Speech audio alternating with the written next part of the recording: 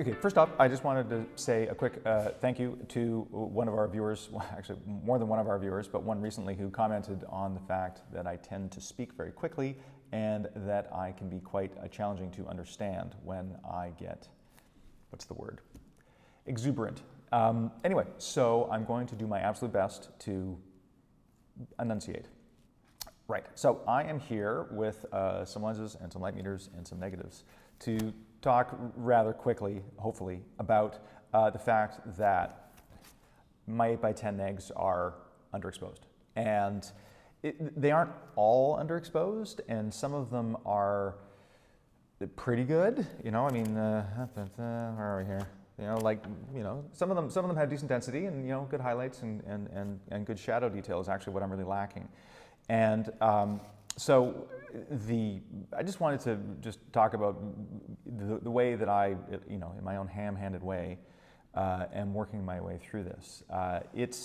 I've shot probably 60 or 70 sheets of 8x10 now, and so you can see a trend emerging. And I've developed them both in D76 and D23, and I've fresh chemistry, you know, good attention to detail in terms of my development. And I don't think that my developing is, I mean, my developing maybe in terms of my time may be called into question, but certainly developing technique I think is pretty solid. So I don't see that as the reason why.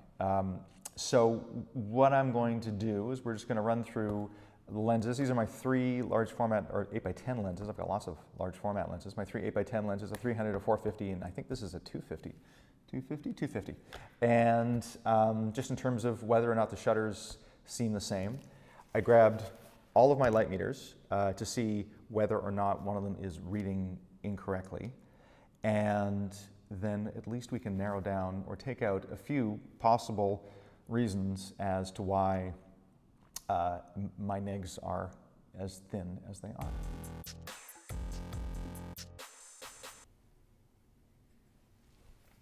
And this is the 300 millimeter, and that's 1 second. There's the 450 in 1 second.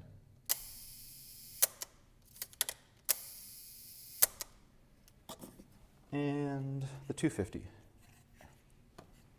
at 1 second. If I can find it here. It goes backwards, this one. This is an old shutter.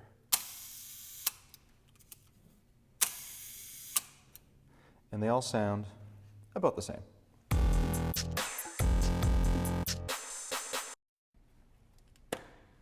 Flash meter 4, autometer 4F, Sekonic 308S, and a gray card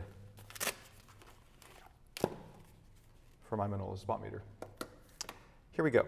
So, all these meters are set to 100 ISO and 1/30th of a second. Oops, get the power. So, spot meter 4, sorry, flash meter 4 is almost f5.6, f4 and 9/10. The autometer 4 is 4 and 8/10, and the Sekonic is 4 and 9/10, and my spot meter reads 4 and 6/10. So all three meters are within, well, gosh, less than 1/3 of a stop. So definitely isn't the meters. So it's pretty obvious that the light meters are fine, and it's pretty obvious that the lenses, I mean, it was not a scientific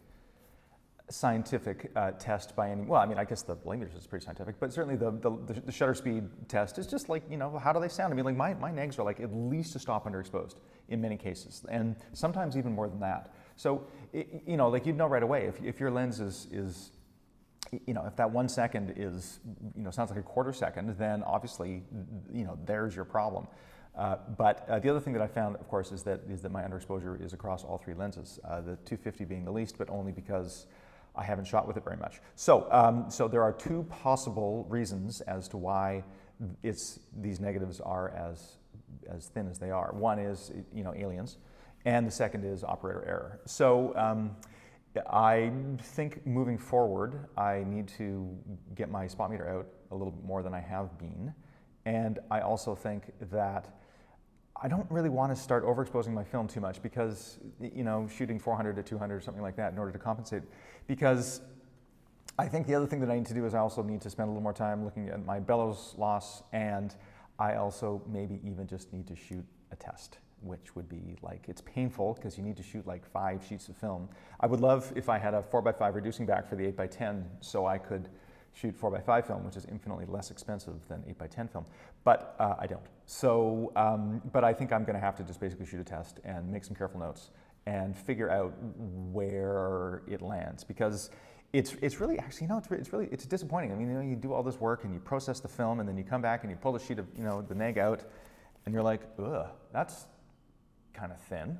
And that's no fun. I mean, after all that work, it's best if you're going to mess up, at least do it, in a spectacular way, other than just like having a really kind of a lame neg. So that said, forward or onward, I guess, is where we're at, and at least it's nice to know that the equipment appears to be working okay. So I don't have to get anything repaired, and I can comfortably rely on it to do what I ask it to do. Now I just need to figure out what I need to ask.